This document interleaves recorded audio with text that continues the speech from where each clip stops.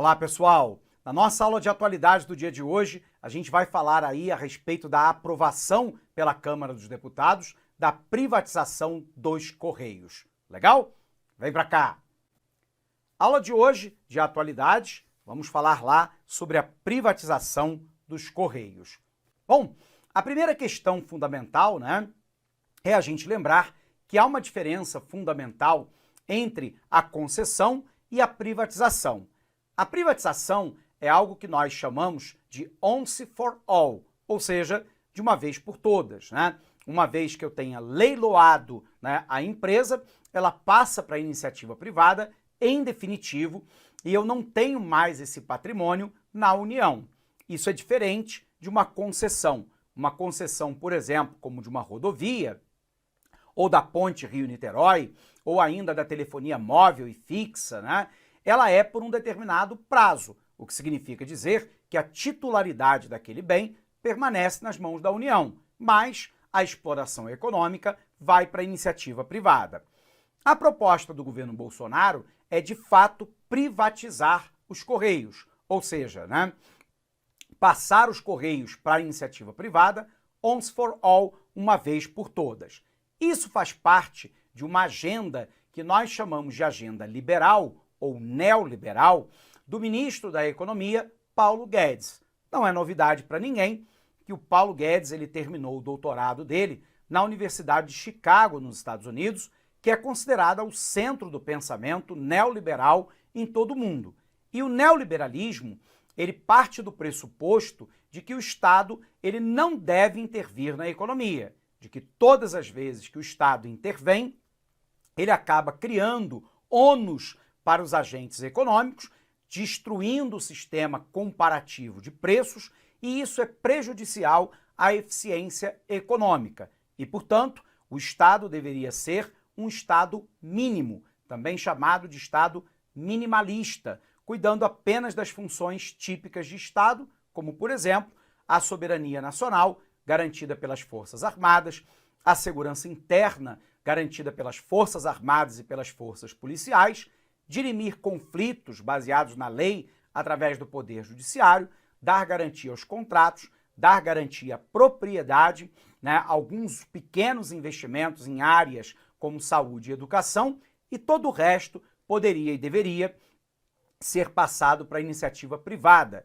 que na visão dos neoliberais faz com mais eficácia, com mais eficiência e com mais efetividade as atividades.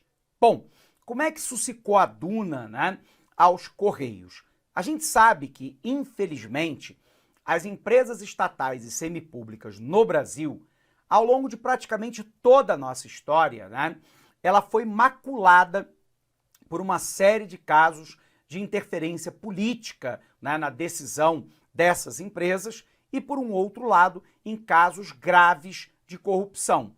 Um dos últimos casos gravíssimos de corrupção nos Correios foi patenteada lá, segundo denúncia do Ministério Público Federal, pelo PTB do senhor Roberto Jefferson.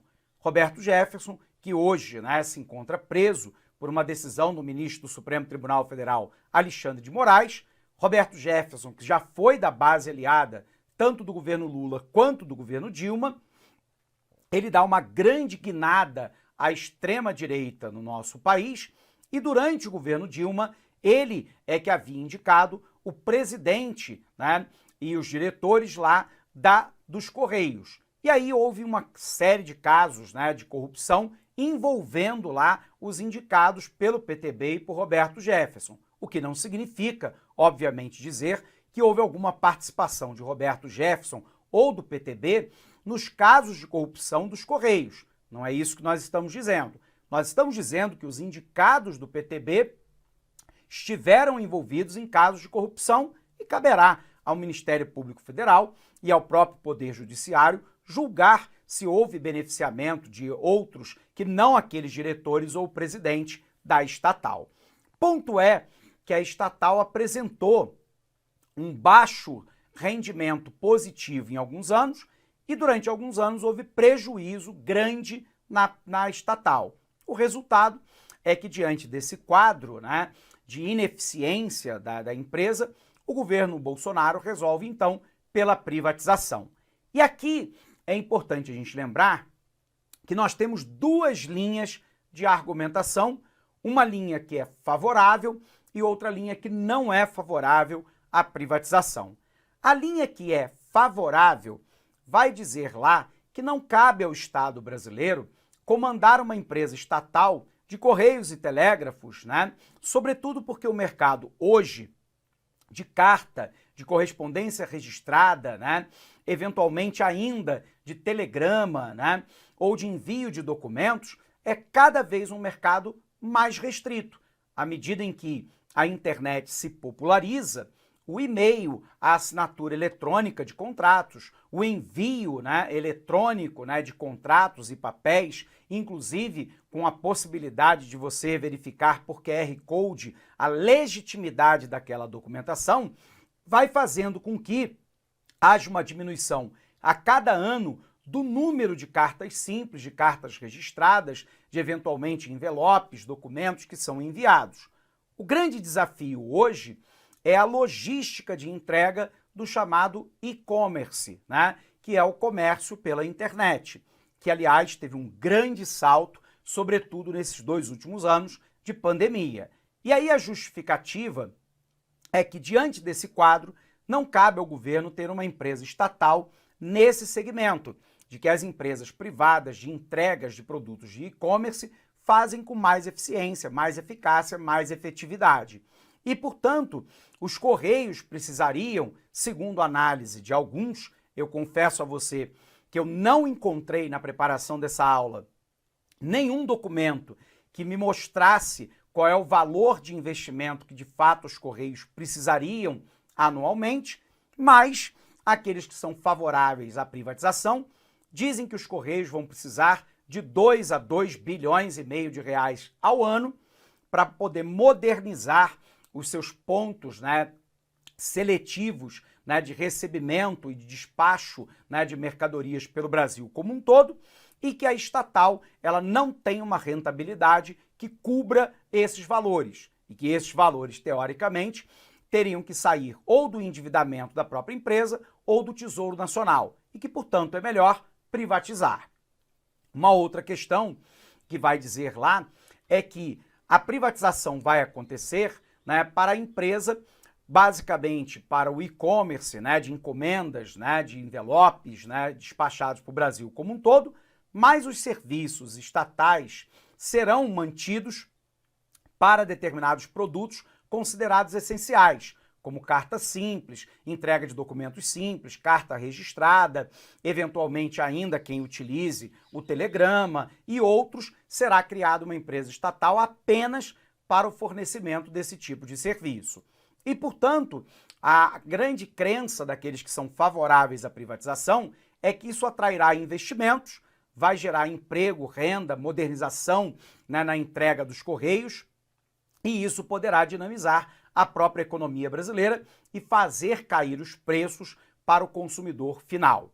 Bom, aqueles que são contrários à privatização vão alegar exatamente o inverso, que, na verdade, a capilaridade dos Correios hoje no Brasil não tem igual em praticamente nenhuma empresa privada nacional de logística.